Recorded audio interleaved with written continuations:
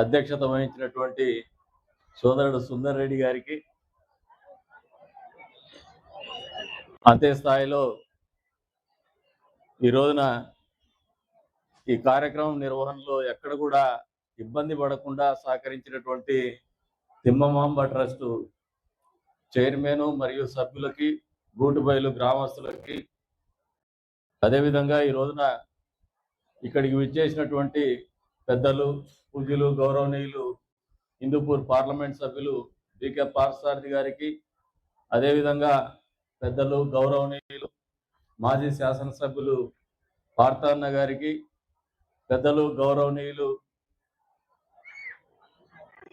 ఏ కార్యక్రమం జరిగినా కూడా వాలంటీర్ వ్యవస్థని తన భుజాల మీద పెట్టుకునేటువంటి పూజ్యులు సుబ్బరాజు గుప్తన్న గారికి, అదేవిధంగా ఈ రోజున ఇక్కడ ముందు వరుసలో ఉన్నటువంటి మా తెలుగుదేశం పార్టీ కుటుంబ సభ్యులకి, అదేవిధంగా ఈరోజు ప్రత్యేక అతిథిగా చేసినటువంటి పెద్దలు గౌరవనీయులు జిల్లా కలెక్టర్ భరద్వాజ్ గారికి, విచ్చేసినటువంటి పిలుపు ఇవ్వంగానే చాలా వరకు కుటుంబ సమేతంగా విచ్చేసినటువంటి దంపతులకు, వాళ్ళ పిల్లలకు, అంతే స్థాయిలో విచ్చేసినటువంటి నియోజకవర్గ ప్రజలకు, ఇకపోతే ఈ కార్యక్రమానికి ఒక ప్రత్యేకతను సంతరించుకునే విధంగా ఇక్కడికి వచ్చి ఈ కార్యక్రమ నిర్వహణలో ముందుండి సింహభాగాన్ని వాళ్ళే నిర్వహిస్తూ సహకరిస్తూ ఇప్పటికి కూడా కార్యక్రమ నిర్వహణ చేపడుతున్నటువంటి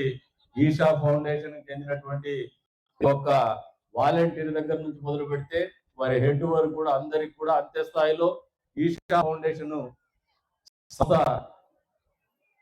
సద్గురు గారికి, వారి వాలంటీర్స్ కి అంతే స్థాయిలో ఈ రోజున ఈ కార్యక్రమం తర్వాత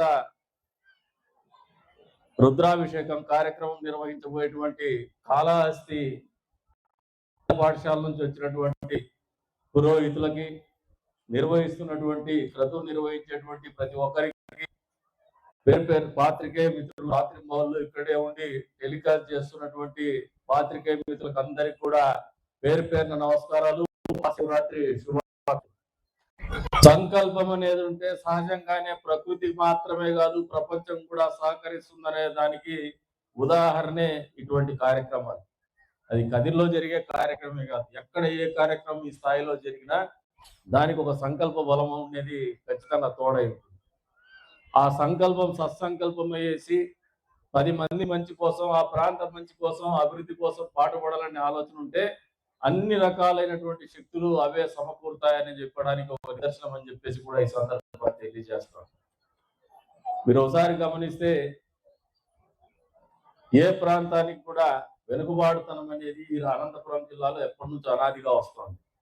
కానీ మారినటువంటి పరిస్థితి, నందమూరి తారక రామారావు గారు ఈ ప్రాంతానికి నదీ జలాలను ఇవ్వాలని చెప్పేసి ఆలోచన ఆ రోజు ఎందుకు వచ్చిందో ఆయన మనసులో తెలియదు, కానీ దాని రూపకల్పన జరిపిన తర్వాత దాన్ని సాకారం చేసినటువంటి ఘనత మాత్రము ముఖ్యమంత్రి నారా చంద్రబాబు నాయుడు గారికి దక్కుతుంది. కాబట్టి ఈ ప్రాంతంలో ఈ రోజున రైతాంగం వెనుకబాటుతనానికి గురి కాకుండా రైతన్న పంట పరిస్థితులకి రాగలిగినాడంటే అది ఒక సంకల్ప బలం అనేది, వాస్తవ రూపం అనేది మేము దగ్గరగా ఉండి చేసినటువంటి అనుభవం ఇది.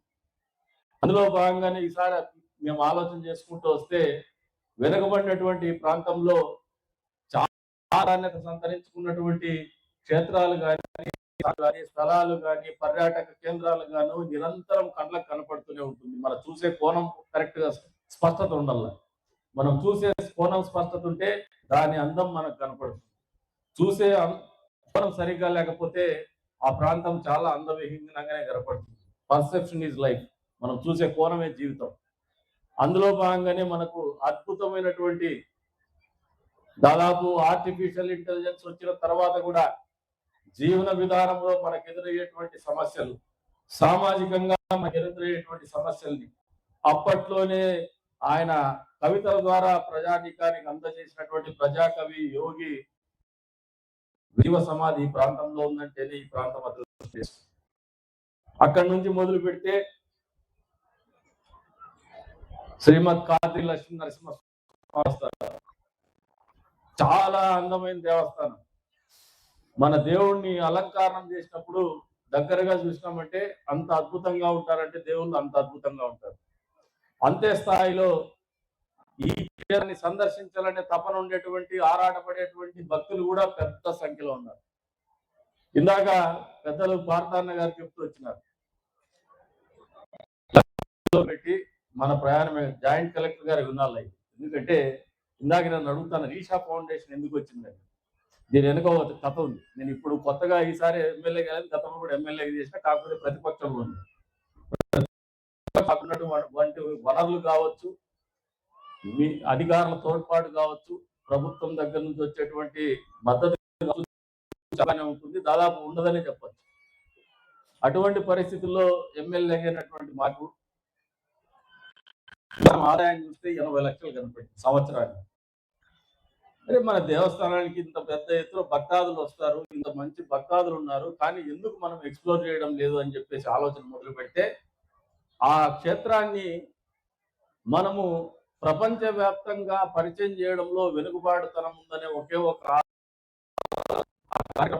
కార్యక్రమానికి రూపకల్పన జరిగింది. ఒకసారి ప్రపంచాన్ని పరిచయం చేయాలని ఒక ఆలోచన మెరుగైనప్పుడు వనరులు తక్కువగా ఉన్నాయి. దేవస్థానం నుంచి ఆ రోజుల్లో మాకు కేటాయిస్తున్నటువంటి బ్రహ్మోత్సవాల కేటాయించి నిధులు ఎంత అంటే కేవలం 6 లక్షల రూపాయలు మాత్రమే. ఎందుకు 6 లక్షలు అంటే మాకు పరిమితి ఇంతే ఉంది, మాకు ఉన్నటువంటి మేము డబ్బు పెట్టగలమంటే పాత్రికేయ మిత్రులకు మామూలుగా అడ్వర్టైజ్మెంట్స్ ఎలక్ట్రానిక్ మీడియా కొత్తగా వచ్చింది. ఇవాళ సోషల్ మీడియా దాని తర్వాత వచ్చింది. సోషల్ మీడియా లేదు అప్పట్లో. సోషల్ మీడియా అంటే కొద్దిగా ఖర్చు. పాత్రికేయ మిత్రులతో క్యాంపెయిన్ మోడ్ లో తీసుకోవాలంటే ఎంత అవుతుందంటే దాదాపు అందరూ కలిసి ఇచ్చిన బడ్జెట్ 35 లక్షలు. దేవస్థానం 6 లక్షలు ఖర్చు పెడుతుంది. దాంట్లోనే మనం రథోత్సవం చేయాలా, కళ్యాణోత్సవం చేయాలా, ఇతరత్ర మనం 12 రోజులు జరిపేటువంటి ఉత్సవాలన్నీ కూడా జరపాలా. ఆ డబ్బు సరిపోదు. మరి ఏదో రంగా సప్పు చేస్తాము ఈ కార్యక్రమం చేయాలని ముందుకు పడినాం. 35 లక్షలకి మళ్ళీ కళ్యాణోత్సవం ఖర్చు కొంచెం పెంచుకొని ఒక 50 లక్షల రూపాయలు సంవత్సరంలో ఖర్చు పెడితే అది 3 సంవత్సరాల పాటు నిరంతరం కష్టపడితే 11 కోట్ల చిల్లరకు మన ఆదాయాన్ని పెంచుకున్నటువంటి పరిస్థితి మాకు ఒక స్ఫూర్తి. 80 లక్షల రూపాయల నుంచి 11 కోట్ల సంవత్సరాల కాలంలో పెంచుకోగలుగుతామంటే పట్టుదల ఉంటే నరసింహస్వామి క్షేత్ర ఆదాయాన్ని 100 కోట్లకు తీసుకుపోవాలనే ఆలోచనకు అంకురార్పణ ఆ రోజుల్లోనే జరిగిందనేది కూడా తెలియజేస్తాను. ఈ రోజున మన ఆదాయం మీకు చెప్తున్నాను. గడిచిన 5 ఏళ్లలో ప్రజానీకము చేసినటువంటి తప్పు, ఒక ప్రభుత్వం వచ్చినటువంటి పరిస్థితి, ఆ ప్రభుత్వం పరిపాలించినటువంటి పరిస్థితులు, పాలకులు తీరుతెన్నులు 11 కోట్ల చిల్లర ఆదాయాన్ని అప్పచెప్పితే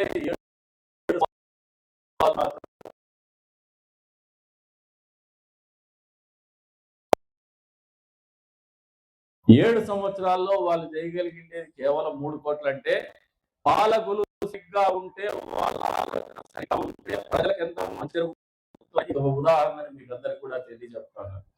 ఇప్పుడు మన ప్రభుత్వం, ఈ ప్రభుత్వం వచ్చి 20 నెలలైంది. నేను మొన్ననే ఈవో గారితో మనం ఎక్కడ మన రెవెన్యూ ఎంత పెంచుకున్నాము, పెరిగిందా తగ్గిందా, నాకు రెవెన్యూ ఇవ్వండి అని చెప్తున్నారు. మీకు జాయింట్ కలెక్టర్ గారి సమక్షంలో చెప్తున్నాను, ఈ 20 నెలల కాలంలో దాదాపు మన ఆదాయము 4 కోట్లు పెంచగలిగినాం గతంలో కంటే. అంటే మనం ఇంకా కష్టపడితే ఈ 5 సంవత్సరాల కాలంలో ఖచ్చితంగా 50 కోట్లకు రెవెన్యూ తీసుకోగలిగినటువంటి పొటెన్షియల్ ఏరియా ఉండేటువంటి దేవస్థానం మా దగ్గర చిత్తశుద్ధి ఉండాలా, మీ వంతు సహాయ సహకారాలు ఉండాలి, అధికారుల అండదండలు ఉండాలా, మేము చేసే ప్రతి పనిలో కూడా ఒక సత్సంకల్పం ఉందనే నమ్మకం వాళ్ళకి ఇవ్వగలగలం. ఈ రోజున అధికారులు అందరూ సహకరిస్తున్నారు మనం చేసే ప్రతి కార్యక్రమం. లేదంటే ఇంత అద్భుతంగా జరగదు. పోలీసులు ఆదేశాలు కష్టపడుతున్నారు. ఈవెన్ పంచాయతీ వాళ్ళు డిఎల్డిఓ గారి ఆధ్వర్యంలో కూడా అద్భుతంగా శానిటేషన్, కమిషనర్ గారు, మున్సిపల్ కమిషనర్ గారు వారి పరిధి కాకపోయినా కూడా చేస్తున్నటువంటి కార్యక్రమాలను దృష్టిలో పెట్టుకొని వారి వంతు వాళ్ళకి చేతనైనంత వరకు మనకు సపోర్ట్ చేస్తూ ప్రతి కార్యక్రమంలో కూడా ఆయనతో పాటు కూడా నిరంతరం కలిసి తోడ్పాటు అందించేటువంటి పరిస్థితులే మనల్ని అభివృద్ధి పదంలో నిలబెడతాయని నేను బలంగా నమ్ముతాను. ఇక కలెక్టర్ గారి గురించి ఎంత తక్కువ నేను ఎంత చెప్పినా కూడా అవుతుంది. ఈ కార్యక్రమం జరిగిన తర్వాత ఇంకా ఎన్పిగుంట మండల వాసులకు పూర్తిగా వాళ్ళ నాలెడ్జ్ ఈ ప్రాంతానికి ఒక ఫర్లాంగ్ రోడ్డు లేకుండా ఉంది. ఎంటర్ అయితే స్ట్రీట్ లైట్ లేవు. ఏందయ్యా ఈ పరిస్థితి చేసుకోలేకపోతున్నారంటే దానికి కారణాలు చెప్తారు. సరే కలెక్టర్ గారి దగ్గర కూర్చొని సార్ మాకు ఈ మండలంలో భూములు ఇచ్చున్నారు, రైతులు సోలార్ భూములు ఇచ్చున్నారు, మా దగ్గర LADF CSR ఫండ్స్ ఉన్నాయి, మాకు ఈ మండలానికి ఖర్చు పెట్టాలా, ఈ ఉత్సవాలు బాగా జరపాలంటూనే ఒక్కటే ఒక రోజులో 8,20,00,000 రూపాయలు వివిధ అభివృద్ధి కార్యక్రమాలకి, ఈ కార్యక్రమం కాదు, ఫంక్షన్ కాదు, అభివృద్ధి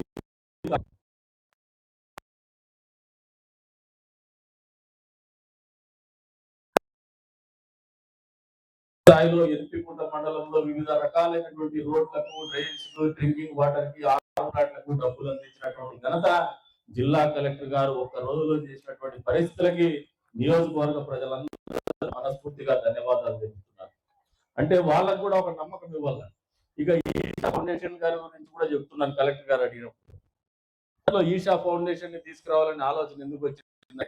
తిమ్మమాంబ ఉత్సవాలు మేము చిన్నప్పుడు ఎప్పుడో వచ్చినాం. ఇక్కడ మా బాల్యంలో ఇక్కడ వచ్చినప్పుడు మామూలుగా ఈ ప్రాంతంలో కథలు చెప్పుకుంటూ ఏం తిమ్మమాంబ కథ అంటే శివభక్తురాలు అని చెప్పేసి ఒక ఆలోచన. ఆర్జిన్ లేకపోయినప్పుడు శివభక్తురాలు అన్నప్పుడు దీన్ని మేము విజిబిలిటీ తీసుకోవాలంటే ఏ రకంగా ఆలోచన చేయాలంటే some global organisation should get in అన్నప్పుడు వాళ్ళతో సంప్రదించడం జరిగింది. వాళ్ళు ఇక్కడికి వచ్చిన తర్వాత 4 రోజుల పాటు నాతో పాటు హరి అక్కిరాజు గారు, ఆయనతో పాటు ఇంకో నలుగురు 3-4 రోజులు మాతో కలిసి తిరుగుతున్నారు. కానీ టైట్ లిప్డ్ గానే ఉన్నారు. ఎక్కడ వాళ్ళ పెద విప్పల, వాళ్ళ హోంవర్క్ వాళ్ళు చేస్తున్నారు. టీవీ దే ఆర్ అబ్జర్వింగ్ అస్. అసలు మా ఇంటెన్షన్ ఏంటి, ఈ ప్రాంత వాతావరణం, ముస్లిమ్స్ కూడా పెద్ద సంఖ్యలో ఉన్నారు, మరి మేము చేస్తే ఏ రకమైనటువంటి ఆలోచన ఉంది, ఇవన్నీ కూడా ఆలోచన చేసుకున్నట్టున్నారు. 4 రోజుల్లో 4వ రోజు అడిగితే నేను అప్రూవల్ పెట్టినాను, రానివ్వండి నేను మాట్లాడతాను. అప్రూవల్ వచ్చిన తర్వాత మాటల్లో ఆయన బయటపడ్డాడు. మాకు ఒక అప్రహెన్షన్ ఉండిందండి, ఇక్కడ వాతావరణం ఏందో, లేదంటే ఇక్కడ ముస్లిమ్స్ ఉన్నారు కదా, మరి దాన్ని ఏ రంగా తీసుకుంటారు, మా ముస్లిం సోదరులు చాలా మంచి వాళ్ళు, కలిసిమెలిసి మేము బతుకుతాము, మాకు ఎక్కడ కూడా మత విద్వేషాలు కానీ మతాల పరంగా పొరపచ్చులటువంటి పరిస్థితులు కానీ ఎప్పుడు కూడా జరగనీయము అని చెప్పేసి కూడా చెప్పిన తర్వాత వారు మమ్మల్ని కూడా 4 రోజుల పాటు శీల పరీక్ష చేసినారు, శల్య పరీక్ష చేసినారు, అన్ని చూసి లేదు తెలుసుకున్నారు. కలిగిన తర్వాత అప్రూవల్ వచ్చింది సద్గురు గారి దగ్గర నుంచి అని చెప్పేసి తెలియజెప్పడం జరిగింది. తదుపరి మేము ప్రెస్ కూడా చెప్పడం జరిగింది. దీని ముఖ్య ఉద్దేశం ఏమంటే గిన్నీస్ బుక్ ఆఫ్ వరల్డ్ రికార్డులో చోటు సంపాదించుకున్నాం. మొన్న వేమన గారి జయంతి ఏదైతే రాష్ట్ర పండుగ నిర్వహించుకున్నప్పుడు ఈ కార్యక్రమం ద్వారా మళ్ళీ ఇంకొక Guinness book of world record సాధించాలనే ఆలోచనతోనే ఒక కార్యక్రమానికి శ్రీకారం చుట్టాం. ఏషియన్ బుక్ ఆఫ్ రికార్డ్స్ మాకు వాళ్ళు Guinness book of world record team రావడానికి టైం చాలా షార్ట్ టైంలో చెప్పినారని చెప్పేసి ఆ టీం రాలేనటువంటి పరిస్థితుల్లోనే దాన్ని కోల్పోయినాం. కానీ ఇంటర్న్ మేము ఎక్కడో చోట ఒక రికార్డు క్లీన్ చేయాలనే ఆలోచనతోనే ఏషియన్ బుక్ ఆఫ్ విధంగానే ఒకటే రోజున వేమన గారి పద్యాన్ని పాడేటువంటి 20,000 చిల్లర మంది పాటించేసి ఏషియన్ బుక్ ఆఫ్ రికార్డ్స్ లోకి తీసుకుపోయినటువంటి పరిస్థితులు దృష్టిలో పెట్టుకొని we are conventional, at the same time we are trying something contemporary. Joint collector sir చెప్తున్నారు, మేము సాంప్రదాయబద్ధంగానే ఉన్నాం, సాంప్రదాయబద్ధంగానే ముందుకు పోతున్నాం, కానీ సమకాలీనటువంటి పరిస్థితుల రీత్యా మేము ఆలోచనలు మార్చుకుంటూ అభివృద్ధికి సమకాలీనటువంటి ఆలోచనలకు అనుగుణంగానే మేము ముందుకు పోతున్నాం అనేది వాస్తవం. అందులో భాగంగానే ఈషా ఫౌండేషన్ ఇక్కడ మేము తీసుకురావడము అనే ఆలోచన కూడా అంకురార్పణ జరిగిందని చెప్పేసి సవినయంగా తెలియజేస్తున్నాం. అంతేకాదు వచ్చే రోజుల్లో ఇంకా ఇన్నోవేటివ్ గా ఉన్నాం. ఇందాక పార్లమెంట్ సభ్యులు చెప్పున్నారు రూపాయలతో కళ్యాణ మండపం ఇస్తా అని చెప్పేసి. మాకు ఒక కసి ఉంది, ₹1,00,00,000 కళ్యాణ మండపం కట్టాలంటే మా ఈవెన్ బలిజ సంఘం వాళ్ళు కూడా రిపీటెడ్ గా అడుగుతుంటారు, తొందరగా చేసే నేను డిలే చేస్తాను. నేను ఏదైనా ఒక ఆలోచన చేసినానంటే అది చిరకాలం పాటు ఈ ప్రాంతంలో ఉన్నటువంటి ప్రజలకు మంచి జరగాలి, వాళ్ళకు ఉపయోగపడాల. నాకేదో ఈ రోజుకి రోజు పేరు వచ్చేసి ఏదో కట్టేసిపోయినాడు అని చెప్పేసి ఆలోచనతో ఉంటే అది ఏదో ఐవాష్ కార్యక్రమం అవుతుంది. అది మామూలుగా ఎలక్షన్ల కోసము లేదు ఓట్లు అడిగే కోసం మాత్రమే పనికి వస్తుంది. దాంతో నాకు వచ్చే లాభం ఏమి ఉండదు. ఓట్లు అడగకపోవడము, ఎన్నికలు నిర్వహించుకోవడం అనేది వేరే బాల్ గేమ్. అది 3 నెలలు ఆడతాం అనుకుంటా, 3 నెలలే ఆడతాం. మిగతా సమయంలో 20 ఏళ్ళుగా రాజకీయాల్లో ఉన్నాం. అసలు రాజకీయ నేపథ్యం లేని కుటుంబంలో నుంచి వచ్చున్నాం. ఈ ప్రాంతంలో ఎమ్మెల్యేలకు పోటీ చేసినటువంటి నాతో కాదు, ఈవెన్ పార్తన్నతో పోల్చినా లేదు ఇతరత్ర ఎమ్మెల్యేలుగా పనిచేసినటువంటి ఏ వ్యక్తి కూడా రాజకీయ నేపథ్యం ఉన్నటువంటి కుటుంబం నుంచి రాలా. మాటెత్తి మా వాళ్ళు రాజకీయ విమర్శలకు స్థాయి గురించి మాట్లాడతారు. స్థాయి అనేది కుటుంబ నేపథ్యంతోనూ, ఆర్థిక స్థిరత్వంతో, ఆర్థిక సామర్థ్యంతోనూ రాదు. ఆలోచన విధానంతో, ప్రజలకు ప్రేమ పంచే విధానంతో, రాజకీయ వ్యవస్థలో మా పాత్ర మీద స్పష్టతతో, ఈ ప్రాంతానికి మా వెంట ప్రజలు ఎందుకున్నారు, మమ్మల్ని ఎందుకు ఎన్నుకున్నారు, వాళ్ళకు నేను చేయాల్సినటువంటి ఏం చేయాలి, వాళ్ళ అభిష్టం ఏందని తెలుసుకొని వాళ్ళు మనసెరిగి పనిచేసేవాడే గొప్పోడని నేను నమ్ముతాను. అంతేగాని మళ్ళా ఏదో ఒక 4 హెలికాప్టర్లు 6 ఎయిర్ క్రాఫ్ట్లు పెట్టుకొని నేను కార్పొరేట్ పాలిటిక్స్ చేస్తానే వాళ్ళు గొప్పవారే కావచ్చు, మంచి వాళ్ళు కాకపోవచ్చు. కానీ మంచి వాళ్ళంతా గొప్పవాళ్ళే కావచ్చు, గొప్ప వాళ్ళంతా మంచి వాళ్ళు కాకపోవచ్చు. మంచివాడిగా బతకాలనే ఆలోచనతో నాయకుడు ఉంటే వాడికి స్థాయి అదే వస్తుంది. గొప్పవాడిగా బతకాలని ఆలోచన చేస్తే రాజకీయాలు అవసరంలో ఎక్కడ పోయినా గొప్పగా బతకచ్చు. గొప్పగా బతకడం అంటే డబ్బుతో బతకడం, ఆస్తులు అంతస్తులతో బతకడం. ఆ ఫిలాసఫీ వెంటబెట్టించుకున్నటువంటి వాళ్ళు రాజకీయాల్లో మనగలుగుతారనేది నేను అనుకోను. కానీ గెలవచ్చేమో కానీ మళ్ళీ నిలబడగలుగుతారని నేనైతే అనుకోను. ఏ మాత్రం రాజకీయం నేపథ్యం లేనటువంటి కుటుంబాల్లోనే ఎమ్మెల్యే లేదు. ఇది వాస్తవమా కాదా? మీరందరూ కూడా గట్టిగా చెప్పాలి, చప్పట్లు కొట్టి. నిజమా కాదా? ఈ నియోజకవర్గంలో ఇంతవరకు కూడా ఏ ఒక్కరు కూడా రాజకీయ నేపథ్యం ఉండి, బలమైనటువంటి కుటుంబ నేపథ్యం ఉండి, లేదు మా తాత తోపు, నేను చాలా గొప్పని అనే భావనతో చెప్పగలిగినటువంటి ఎమ్మెల్యే ఒక్కరంటే ఒక్కరు లేదు. పోనీ రెండో అవకాశం ఇస్తారంటే మీరు దానికి 1,00,000 కారణాలు ఉన్నాయి. ఎందుకంటే మామూలుగా ఎమ్మెల్యేగా ఎన్నికైతేనే మేమంతా బహుముఖ ప్రజ్ఞశాలం కాదు. మొదటిసారి ఎమ్మెల్యే అయినప్పుడు మాకున్నటువంటి ఆలోచన విధానము, నేనైతే 40 ఏళ్ళకే అయిపోయినా, పాడతాను ఎంతకైనాడు నాకు తెలియదు. మాకున్నటువంటి పరిపక్వత కూడా తక్కువ ఉండేది. అప్పుడు నిలబడాలనే కసి ఉండింది కానీ పరిపక్వత అయితే తక్కువే. చేసే పని మీద కూడా పూర్తిగా అవగాహన లేనటువంటి కన్ఫ్యూజన్ స్టేట్ ఆఫ్ మైండ్ లో ఉంటాం. ఎందుకంటే బ్రాటప్ కండిషన్స్, మేము పెరిగినటువంటి వాతావరణం మాకు ఎక్కడ రాజకీయాలు నేర్పిల్ల. మా కుటుంబం, మా తల్లిదండ్రులు కానీ మా తాతలు కానీ రాజకీయాలు లేదు రాజకీయ కుటుంబాలతో కలిసి పెరగల. మరి అటువంటిప్పుడు మాకు ఈ పరిపక్వత అనేది ప్రజల నుంచి రావాల్సిందే, లేదు అనుభవం నుంచి రావాల్సిందే, కానీ వేరే రంగా రాదు. మరి ఇటువంటి పరిస్థితుల్లో ఏ ఒక్కరు కూడా 5 సంవత్సరాల్లో నేర్చుకోవాలా, ఇది రాజకీయము మేము చేయాల్సింది ఇది అని కనుక్కునే టైం వస్తానే పాపం 5 ఏళ్ళు అయిపోయింది. తర్వాత టికెట్ అన్న రాదు, టికెట్ వస్తే గెలవరన్నా గెలవడు, చిక్కడు దొరకడు ఎవ్వరం. మనకి గెలిచినా చిక్కలేడు. ఎందుకంటే నేను ఒక రాంగ్ నెంబర్ తగులుకున్నా, గెలిచినా ఓడినా మీతోనే బతికేస్తున్నా. కాబట్టి 20 ఏళ్ళ సుదీర్ఘమైనటువంటి జీవితంలో ఆటుపోట్లు, అవమానాలు, అవహేళనలు చాలా వచ్చినాయి. వచ్చిన తర్వాత కూడా ప్రజలు చూపించినటువంటి ప్రేమ కానీ, మా పార్టీ కార్యకర్తలు చూపించినటువంటి ప్రేమ కానీ అమోఘమైంది ఈ రోజున.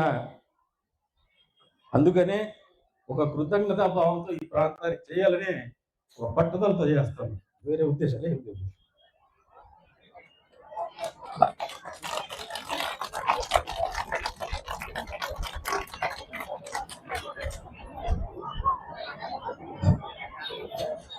ఇరవై ఏళ్ళు ఒక మనిషిని హ్యాండ్ ఓవర్కి ఇవ్వాలంటే ఒక జీవితం, అది మామూలు విషయం కాదు.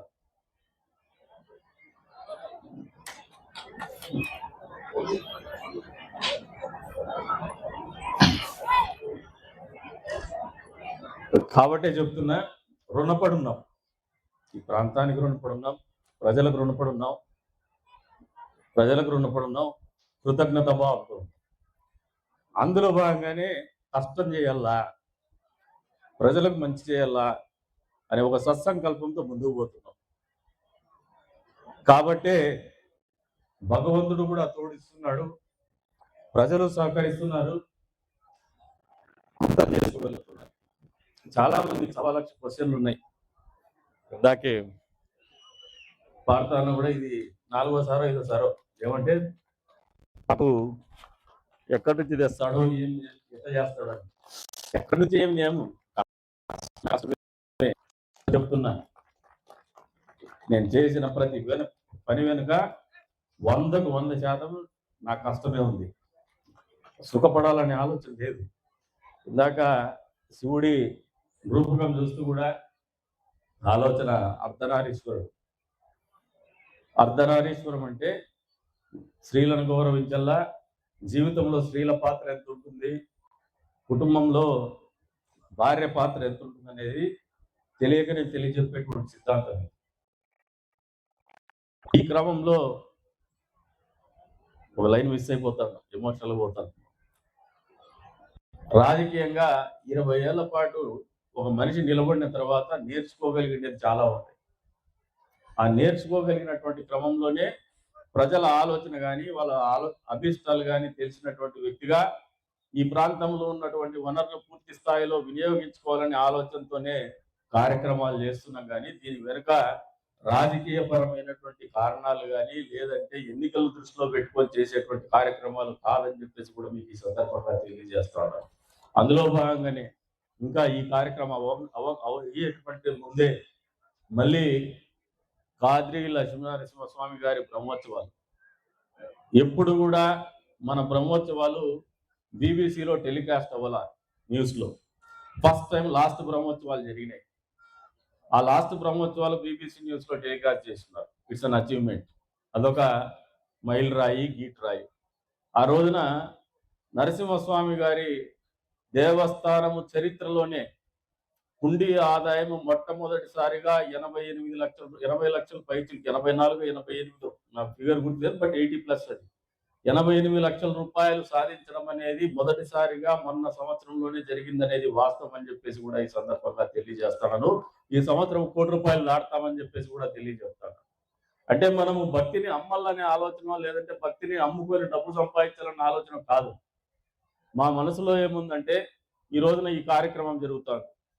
ఈ ప్రాంత వాసులను అడుగుతున్నా, రెకమాన్ క్రాస్లో ఈరోజు షాపుల్లో వ్యాపారం ఎంత జరిగింది? ఎప్పుడైనా గతంలో ఇంత వ్యాపారం జరిగిందా లేదా మీరు ఆలోచన చేసి. రెకమాన్ వాళ్ళు ఉన్నారా? ఎవరన్నా ఇక్కడ ఉన్నారా? ఎవరున్నారు?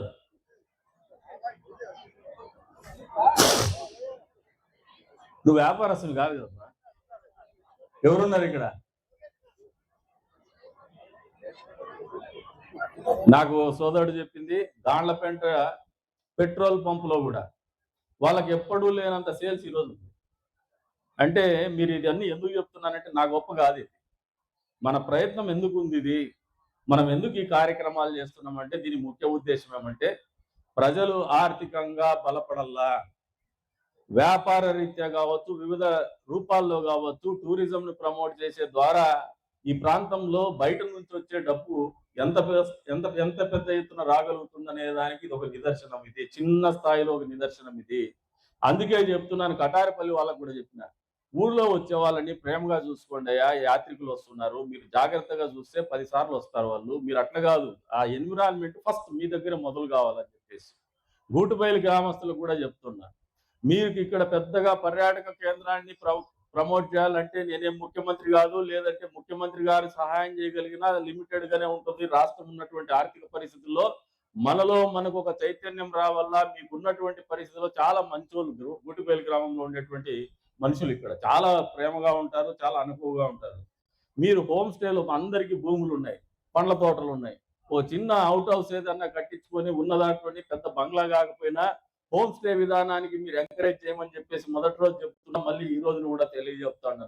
మిగతా ఎస్టాబ్లిష్మెంట్ ఇన్ఫ్రాస్ట్రక్చర్ డెవలప్ చేయడంలో మేము ఎప్పుడు కూడా వెనుకబాటుతనం చూపం. మాకు ఆల్రెడీ పైప్ లైన్లో ఇక్కడ ఒక బొటానికల్ గార్డెన్ తయారు చేయాలా, అంతే ఒక డీర్ పార్క్ తయారు చేయాలా, ఒక పీకాక్ పార్క్ తయారు చేయాలని చెప్పేసి కలెక్టర్ గారితో డిస్కస్ చేసినప్పుడు కూడా జరిగింది. దానికి ఆయన కూడా అంగీకరించడం జరిగింది. నిధులు కూడా దానికి సిఎస్ఆర్ రూపాయలు ఇంకో రూపాయలు తీసుకొస్తాము. 100కు 100% ఇక్కడ ఆ డెవలప్మెంట్ అనేది డౌన్ ద లైన్ ఇమ్మీడియట్ గా ఈ కార్యక్రమాలు అయితేనే నిరంతరమైన ప్రక్రియ కొనసాగుతుంది వాస్తవం అని చెప్పేసి కూడా మీకు తెలియజెప్తాంట. మాకు కావాల్సిందల్లా మీ భాగస్వామ్యం, ప్రజల భాగస్వామ్యం, ప్రజల సహాయ సహకారాలు మీకు పదే పదే చెప్తున్నా. బాగా జనాలు వచ్చినారని చెప్పేసి మామూలుగా మాట్లాడారని అంటున్నాడు. మీకు ఎక్కువ నాకు తక్కువ అని మొదట్లో వచ్చిన మొదటి నిమిషంలోనే నేను ఒక స్టేట్మెంట్ ఇచ్చిన మా వాళ్ళకి, మా కన్వీనర్తో వాళ్ళతో. చాలా వచ్చినారు జనాలు, చాలా వచ్చినారంటే నీకు ఎక్కువ అవుతుంది అబ్బా, నాకు తక్కువ అవుతుంది. నేను ఒక 50 నుంచి 1,00,000 మంది ఇక్కడ రావాలనే ఆలోచనతోనే ఈ కార్యక్రమం రూపకల్పన చేసినాను. మధ్యాహ్నం నుంచి మానిటర్ చేస్తాను. రైట్ ఫ్రమ్ 1 o'clock టర్న్అవుట్ నాకు తెలిసి 20-30 మధ్యలో ఆగిపోయింది.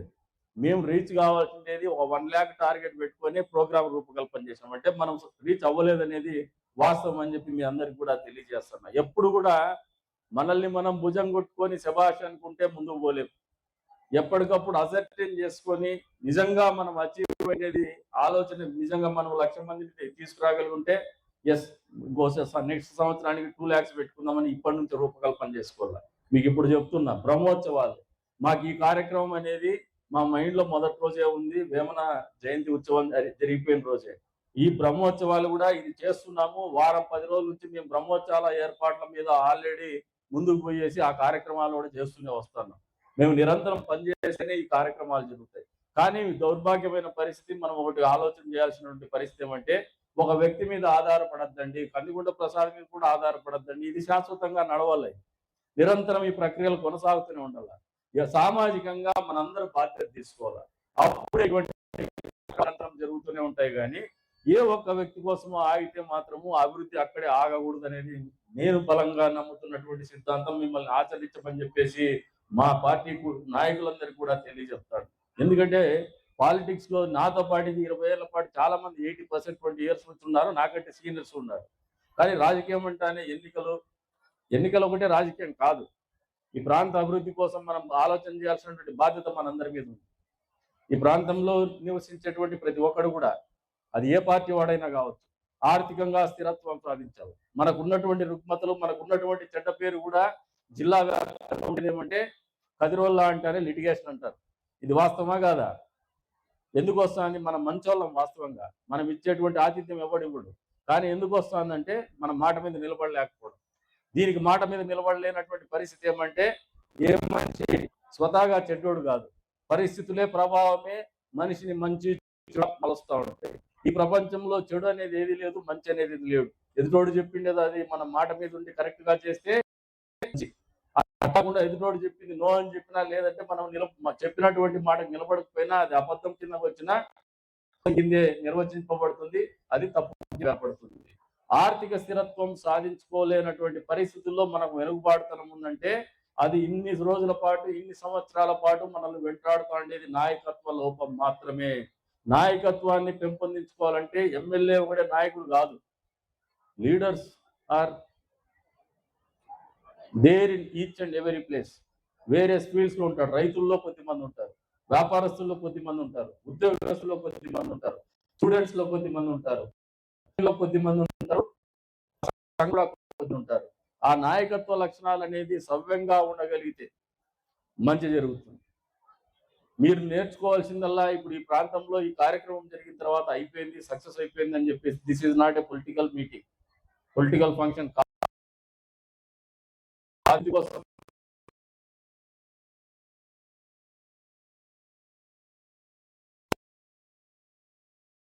చేయడంలా. వనరులు లేకపోయినా, ఇబ్బందులున్నా మనం కష్టపడుతూనే, ఇబ్బందులు పడుతూనే చేస్తూనే వస్తున్నాం. మీ వంతు సహాయ సహకారాలు, మీరు పార్టిసిపేషన్ తీసుకురండి అన్నాను. నాయకులు కుటుంబ సమేతంగా రమ్మని పదే పదే మనస్ఫూర్తిగా కోరినాను. నాకు తెలిసి 80% లీడర్స్ ఎవరు కూడా వాళ్ళ ఫ్యామిలీలతో రాలా, ఈ ఊరోళ్ళు కూడా రాలా. వచ్చినారా ఫ్రంట్ లైన్ లో?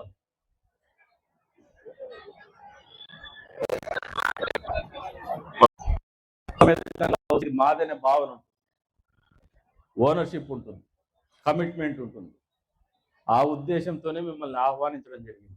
అది ఒక్కటే మీ భాగస్వామ్యం. మీకు వచ్చిన తర్వాత మామూలుగా రాజకీయ పార్టీలు మీరు పర్సనాలిటీ డెవలప్మెంట్ మీద క్లాసులు చెప్పాల్సి వస్తుంది. దీంట్లో ఓ రంగా ఈషా ఫౌండేషన్ వాళ్ళు ఇన్స్పిరేషన్ నాకు మెడిటేషన్ చేయించేసి అవన్నీ బయటకు పడతారు. రాజకీయ పార్టీలు ఎందుకు మీటింగ్ పెడతారంటే, మాట్లాడినప్పుడు ఆ నాయకుడి మాటలు కానీ, ఆలోచన కానీ వాళ్ళ మీద బలమైనటువంటి ప్రభావం చూపుతాయి. అదొక హిస్టీరియా. అదే రకంగా మనమందరం ఈ రోజున ఈ కార్యక్రమం నిర్వహించుకుంటే ఒక ఆధ్యాత్మిక కార్యక్రమం మనందరిలో ఆధ్యాత్మికత ఉట్టిపడుతుంది. అంతేకాకుండా ఒక అందరం కలిసి ఒక ఆలోచనతో ముందుకు పోయేటువంటి పరిస్థితుల్లో మనం కలిసి కూర్చొని లేచినామంటే ఆ స్పిరిట్ అనేది ప్రజల్లో వస్తుందనే సమేతంగా రమ్మని చెప్పి ఆహ్వానం పలకడం కూడా జరిగింది.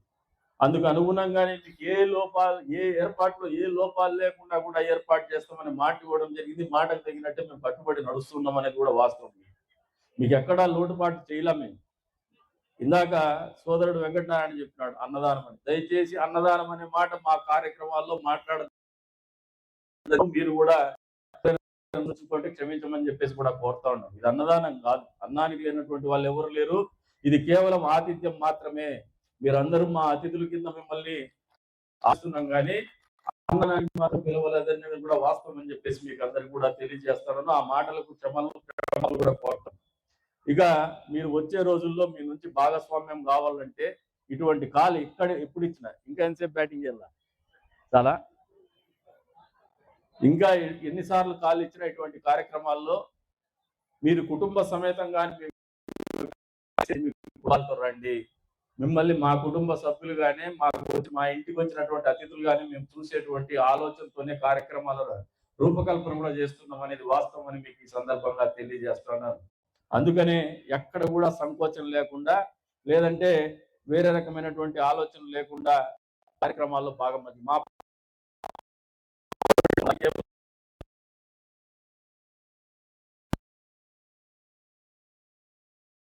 కార్యక్రమాలు కానీ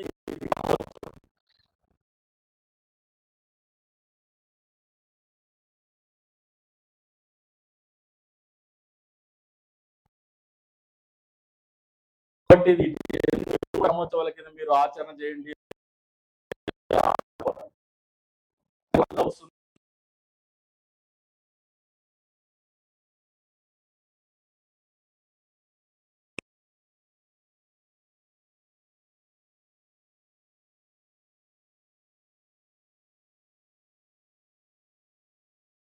చేసుకోవడం ఎట్లా, వాళ్ళని ప్యాంపర్ చేయడం ఎట్లా, వాళ్ళు సంతోషంగా ఇక్కడ మళ్ళీ ఉండాలనే భావంతో వాళ్ళకి ఒక స్నేహితులకు కానీ బంధువులకు కానీ తెలియజెప్పేటువంటి పరిస్థితులు కల్పించాల్సినటువంటి బాధ్యత ఈ ప్రాంతంలో ఉన్నటువంటి మీరు మర్చిపోతున్నారని చెప్పేసి సందర్భంగా తెలియజేస్తున్నారు.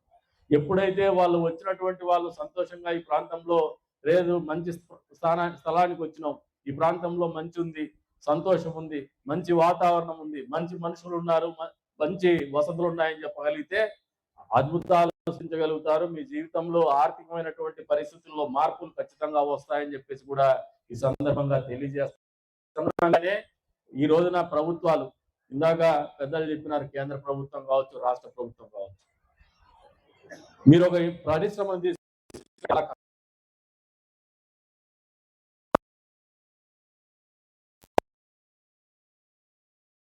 టూరిజం డెవలప్ చేసుకోవాలంటే మాత్రము ఆలోచన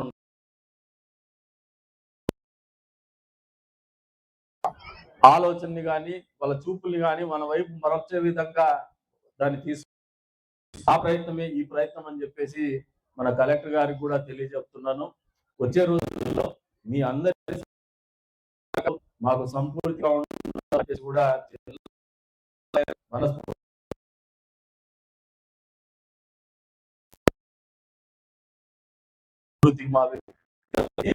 మిమ్మల్ని అడగం. మేము అధికారులతో అబ్యూజింగ్ ఆఫ్ పవర్ జరగదు. దీనికి వేదిక నుంచి మాటిస్తున్నాము. గతంలో కూడా మేము అబ్యూజింగ్ ఆఫ్ పవర్ ఎప్పుడు కూడా చేయలేదు, చేయం కూడా. ఇది